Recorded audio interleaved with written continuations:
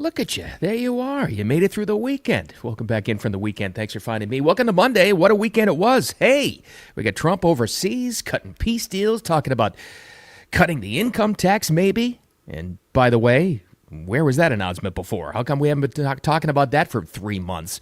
We've got the first 100 days to talk about. Interestingly enough, everybody and everything in the media is trying to tell you that people who voted for Trump regret their vote. But is it true? In other words, does it match up with what you experience in real life, both personally and other people you talk to? Because there's a real disconnect here. And I'm telling you, and I always talk about this, when all of the media sources start saying the exact same things, it's a telltale sign of propaganda. Anyway, we'll find out. Hey, the White House Correspondents' Dinner happened over the weekend, too, speaking of propaganda. But yes, you might have seen this in the XTs, the little post I sent out about 10 minutes ago. Yes, I still have something to say about the NFL draft. And you're like, oh, God, he's talking about the draft again. Hold on. Wait a minute. There's a very important life lesson about value over drama that we can grab from the NFL draft. I don't know if you follow this thing or not. I have no idea. But the Shedeur Sanders slide was fascinating. And the takeaway on this really does apply to all of us, I promise. And a little bit later on, I got a new feature on this live stream. And this podcast platform I want to talk about, and now's the perfect time to do it, I think. Anyway, I know that's a lot. Let's get to it. Thanks for finding Wicked Radio, the live stream version of Wicked Wisdom with Bill Adams, wherever you find those words put together with me. In any social media platform, that's where you're going to find it. So thanks for the follows. All right, let's get to it. Trump overseas. Of course, the reason was the Pope's funeral. Of course. But while you're there, you might as well meet with all the world leaders, right? They're all right there. You saw the sit down and the picture of him leaning in and talking to Zelensky, talking about Ukraine. He's teasing a peace deal. He says, somebody on the tarmac said, do you trust Putin? He said, I'll tell you in 2 weeks. But he thinks the parameter is in place for a deal. But he also dropped this little piece of information about axing the income tax. Where was this information before? A lot of outside media voices have been clamoring for this, obviously.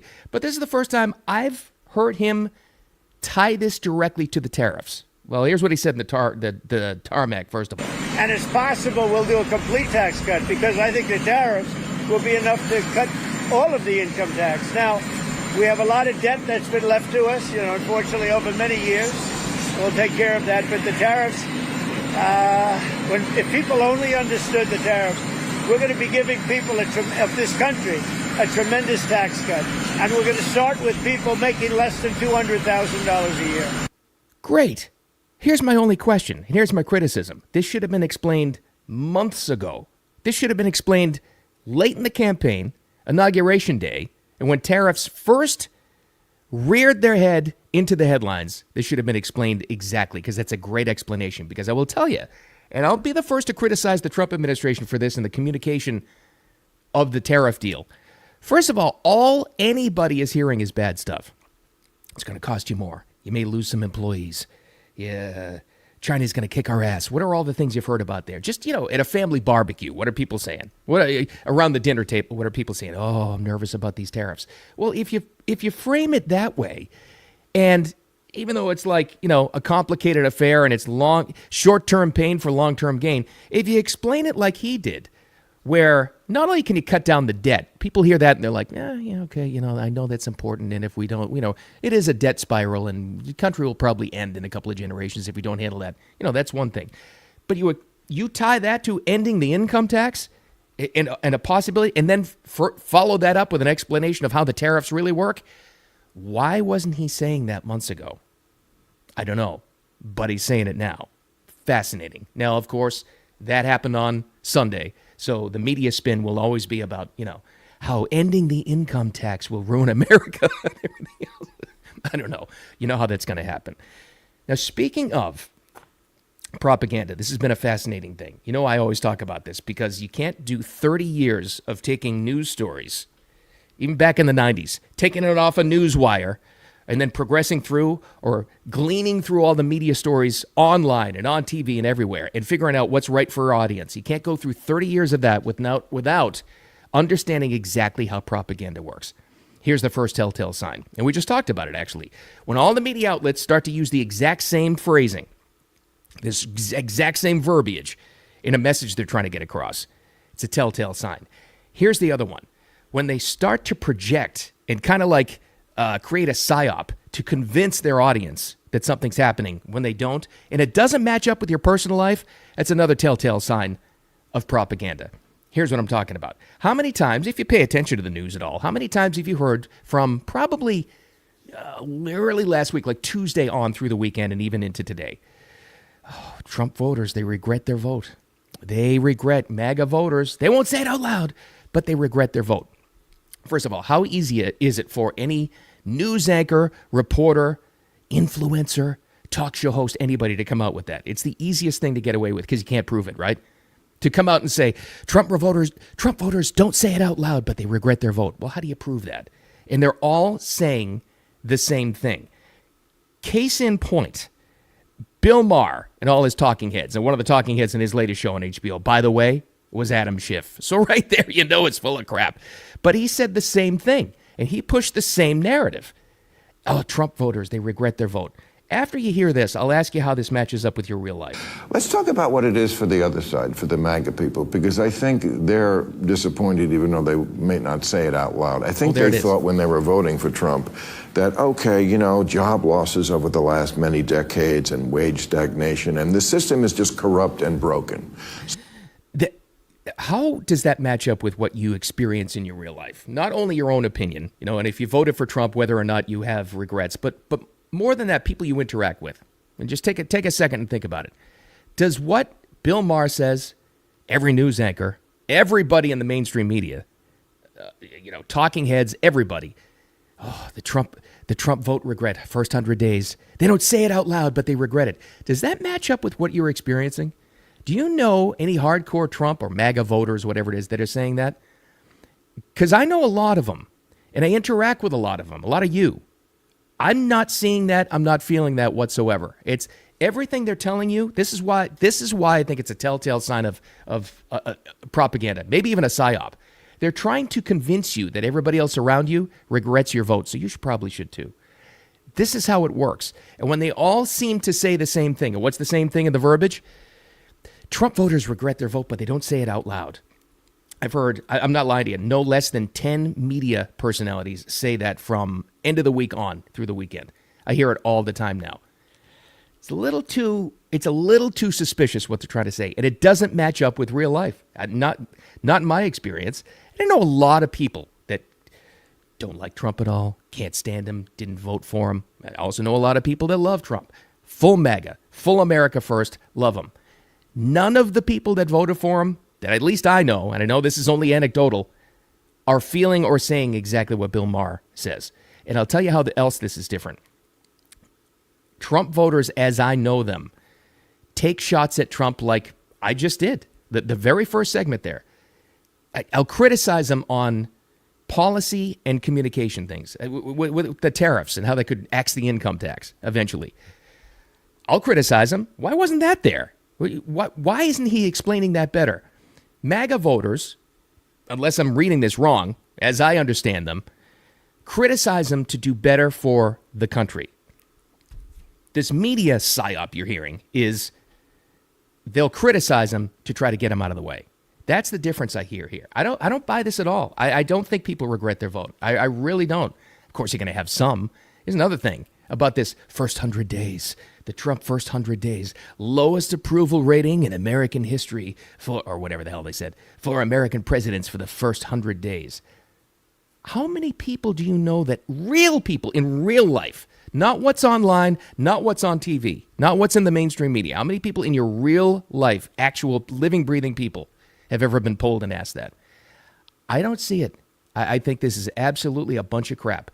Is everybody peachy keen happy with this? No, because like I said, with the tariffs, in fact, short-term pain, long-term gain. And they'll criticize him on policy and how he communicates, but they want the best for the country. So I don't buy this. I really don't. Here's the other thing, too. Here's a perfect example of how fake news still exists. Speaking of the Pope's funeral going overseas, have you heard the blue suit controversy, or should I say non-controversy? Did you hear that one? It was everywhere. So Trump wears a power blue suit when I'm just reading by the headline. You can pick any headline you want. Trump goes against protocol and wears blue suit at the Pope's funeral when everybody else wore black, as they were supposed to. Okay, there was one thing, and every media, if you saw this anywhere online, especially over the weekend, you saw the same picture. Trump surrounded by a bunch of dignitaries in their black funeral suits, and he's in his, not bright blue, but royal blue, right? And the close-in cropped shot. You pan out from that shot, you saw probably 50 to 60% people wearing similar blue suits. Complete, total fake news. And even if he did, right? And this goes back to the mindset of Trump voters. Even if he did, do you think somehow this is going to make people regret the vote? Like, does the media actually think that Trump voters are out there going, oh, he wore a blue suit at the Pope's funeral. Oh, my God, I can't believe I voted for him. People, here's the great thing. So many of us have gotten so good at weeding out fake news. Everybody has, because we're so much more aware now. You may not even be aware of this, but you are so much more hip to information and what's crap and what's not than probably you ever were before in your life. And that's a perfect example of it. The blue suit controversy. Trump wore a blue suit at the Pope's funeral. Oh, no. Uh-oh. Update. A lot of other people did, too. Fake news is not going away, ever. The only way to defeat it is what everybody's done for the past 8 years. Identify it, look for the telltale signs of what's fake, and ignore. That's how you have to handle this stuff. The blue suit controversy. Well, speaking of the media, apparently that's our theme today. They congratulated themselves. You heard of this White House Correspondents' Dinner thing? It's the yearly gathering of all the people that cover the White House. And believe me, I believe in a free press. And the reason why I get so angry at them is because we don't have a free press right now. They are completely compromised. They're completely corrupt. And it's really important. It's really important to have a free press to hold anybody in power. Trump, Biden, Obama, Clinton's, any president, any congressional delegation or person, you got to hold them in check. And that's what a free press and a free media is supposed to do. Do you think we have that now? I don't think so. But there they were, the White House Correspondents' Dinner. They get there and they actually give awards to each other for how they do their jobs. And there's usually a comedian there, and it's this and that and whatever it is. Well, this one was pretty interesting. Because for the first time, they're pretty much admitting, the White House correspondents, anybody, all of them together, that they were part and parcel to covering up the Biden decline. They admitted it. This guy said as much. His name is Alex Thompson. He's a reporter for Axios, speaking of fake news. And during his speech, I give him credit for this. He said, we in the media, bear responsibility for that cover-up. But it goes to show the importance of, staying unbiased and blah, blah, blah, blah, whatever. Listen to what he says here about how they were complicit in it. President Biden's decline and its cover-up by the people around him is a reminder that every White House, regardless of party, is capable of deception. But being truth tellers also means telling the truth about ourselves. Yes. We, myself included, missed a lot of this story. Yeah, you missed it. You helped cover it up. But he admitted that there was a problem there. Now that it's safe, now that Biden's out of the way, and we had a demented pile of sticks running the government for a little while, if he even was. Whoever was signing with the auto pen, that's really who was in charge. Whoever was in that administration, whoever was running the teleprompter and in charge of the auto pen with all those orders, that's who was running the country for 4 years. That's how scary this actually was. But let's just back off for a second and give Alex Thompson from Axios some credit for actually bringing that to the light. And he wasn't the only reporter to talk about that and how they failed the American public. But then he went ahead and he received an award for how he covered the Biden White House. So I wouldn't expect him to go that far. Let's not give him too much credit is what I'm saying. But there you go. Now that it's safe, now that Biden's out of the way, they're admitting that the whole thing actually happened. You were called a conspiracy theorist. You were called I don't know. I think I was even, a couple of people online called me, you're not a true patriot. You're criticizing this president. I remember back in radio days, I got a couple of comments. It's terrible. It's terrible that you're saying that Joe Biden has dementia. And I was saying this, and I got in some trouble for saying this. I was saying this during the 2020 campaign when Joe Biden was running. The signs were Clear as day. This guy was demented. He was not all there. And I said it on the air, and I got in trouble for that. But all of us that actually pointed it out, we were all right. He was and is absolutely gone. And that was the guy, supposedly, in charge of carrying the nuclear football and the most powerful person on earth. When actually it was whoever was running the auto pen, but there you go. But that's a fair example of what the White House correspondents are like. Any Washington correspondents. We need them, but we need them to be better. Are they going to get better? I don't know. Let's see. Let's give them a chance. No, maybe we don't give them a chance. We need a free press to hold these people accountable. That's how you and I know what's going on. Right now, they're completely corrupt. Maybe it'll change. I don't know. Let's see. All right, let's wrap this up with something light. Maybe not light to you because you're like, oh, God, he's going to talk about the NFL draft again. 3 days in a row. But hold on. Stay with me. Hold on. Because, I like to talk about these news stories, but the life lessons they teach us, how we can apply them to our personal lives. There was a big one in the NFL draft. And I don't know if you heard this, so I'll catch you up if you haven't. Now, if you already know this story, you're sick of hearing it already, but it was a big, big headline.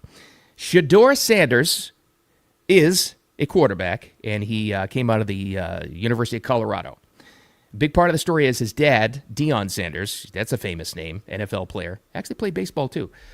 Was a coach of Colorado, and that's his dad. Big part of the story. Shedeur Sanders, according to most draft experts, was supposed to be a top 20 pick. That means he's in the first round, top 20. Big money, big money. As it turns out, he slid and slid and slid past Thursday night, past Friday, into Saturday, winds up getting drafted in the 5th round. Now, there were draft experts on TV losing their minds. I can't believe they did this to him, blah, blah, blah, blah.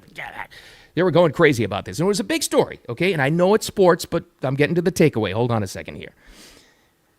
As it turns out, and they thought it was a conspiracy, and they thought it was NFL teams conspiring against him and all this other stuff. In fact, there's a little bit more information about this as we went into it. Tom Pelissero, he's a really good reporter. In fact, he works for NFL Network. This is the NFL's own network. Gave a little insight when we were going into day 3 of this thing on why this guy dropped so far in the draft. What is it about him? What's going on here? Are these GMs conspiring against him because they don't like his dad, Deion? What's going on, Tom? Listen to this. Throughout the pre-draft process, Shedeur Sanders very much proceeded as if he was dictating to clubs where he was going to go rather than how the draft works, which is the other way around. And there were... Very, very revealing. And then it came out that, after he was drafted, finally in the 5th round by Cleveland, then it came out that there were a lot of stories about this. A lot of drama, a lot of attitude, which is fine. These are NFL players we're talking about. But a lot of baggage coming from his dad, Deion Sanders, who was a kind of a package deal. Because if you're going to draft his kid, you're kind of going to get Deion, and they're going to try to dictate to you how things are going to go. Professional NFL GMs or any sport don't really like that too much. So he finally gets picked, and all the drama's over, hopefully, and blah, blah, blah, whatever. Here's the takeaway for you and me and everybody else, just normals who didn't make tens of millions of dollars in the draft over the weekend. And I call it the PITA principle. PITA, P-I-T-A, the pain in the ass factor. Your value in your production, no matter what you do in life, whatever job you have and whatever career, your value has to be over your PITA factor, your pain in the ass level, the drama you're going to bring to it. Because we all know, any business, think about your office. There are people who are a pain in the ass. They're nasty. You don't like to deal with them too much. They're full of drama. They're gossipers, whatever it is. But they kick ass. They may be the top salesperson. So to those in charge, it's worth it. Their value is over their PITA, their pain in the ass level. This kid, while very talented, his value didn't quite match up to his PITA, the drama that came with the guy. Hence, his slide in the NFL draft. Let's not feel too sorry for him. He's still making tens of millions of dollars. Don't worry about that. But it's true. Your value in production has to be higher than your pain in the ass level in any capacity whatsoever. It's a good takeaway. And now I'm finally done talking about the NFL draft. Just food for thought. Something to keep in mind in our own lives. All right. A little segment announcement to talk about. I wanted to do this for quite some time. And again, this is the perfect time to start it because a little background information. So tomorrow, around the time of the live stream, right around now, I got to do some traveling. So background of the story is my daughter's having some surgery and we have to go to New York and everything's cool, but it's fine, but we have to travel and it's going to happen like I got to be at the airport like at 7 a.m. So I was not going to do a live stream. I was going to pre-record something, but I said, hey, wait a minute. I wanted to do this for quite some time. And I just said it a couple of minutes ago there. So what I like to do, the whole point of this whole thing is to talk about these headlines every day because I love to do it. But the takeaway, I always have these takeaways. What does it mean? What's the life lesson in these headlines for all of us? Because I talk about that in mindset throughout the past couple of months, especially on my DMs, my direct messages, both here on X and YouTube and on Facebook, people reach out to me with questions. They just do.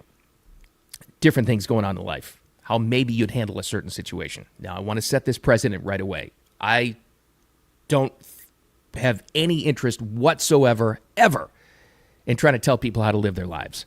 All I talk about sometimes, because when you're live every single day, it comes out, you can't fake it. I just talk about what has worked for me.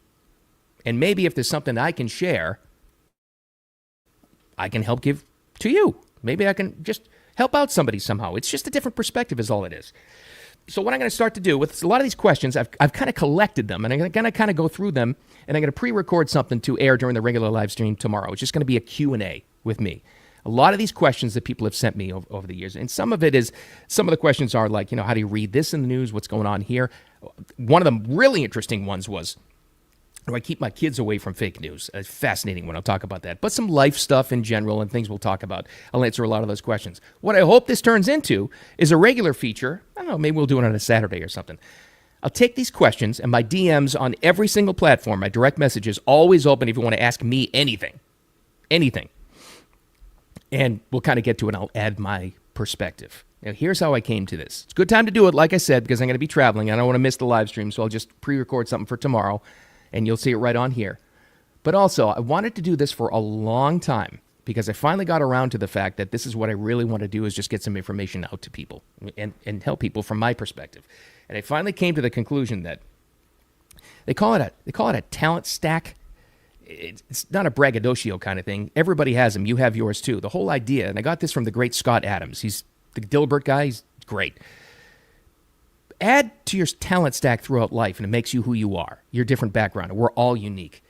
I finally came to the realization, pointed out to me, that I have a very, very unique talent stack. I do. I'm not saying it's more talent than anybody else. It's just unique. From owning small business, which is a whole area of experience and perspective, to the whole radio thing, everything you learn about public life there, disseminating these news stories, like I say every day, reading through propaganda and sharing it with you. From that to being a parent, which is a whole different perspective as well. I don't talk about this a lot, but I have also a background in self-defense. I do have a black belt in that, and I continue to train, which gives you a whole different idea of mindset. All these things together, between business and life and parenting and communication and self-defense and everything, it's a unique talent stack. So anything you got going on in your life, I can add something to that, so I will. So feel free at any time, and we'll figure out how we make this a feature. But for tomorrow's, I'll collect these things that you guys have been asking me for the past few months, and we'll go over some of those questions.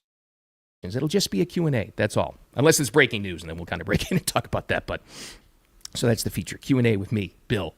Quality time with Bill. I don't know. We're not calling it that, trust me. All right, in the meantime, I will be on the road soon, but I will check in with you, and we'll go back to the live stream like I did last time, live from New York City. Because all I need is a laptop, my trusty handy-dandy board here, and an internet connection. We can do a show. So with that said, have a wicked awesome Monday. The week has only begun. The Q&A session you will see on here and hear on here tomorrow. So I'm really looking forward to it. And again, my DMs, every single one of these platforms, either the audio podcast, wherever you get those, on X, on YouTube, on Facebook, always reach out to me. And with that said, I'm looking forward to this. We'll do the Q&A tomorrow.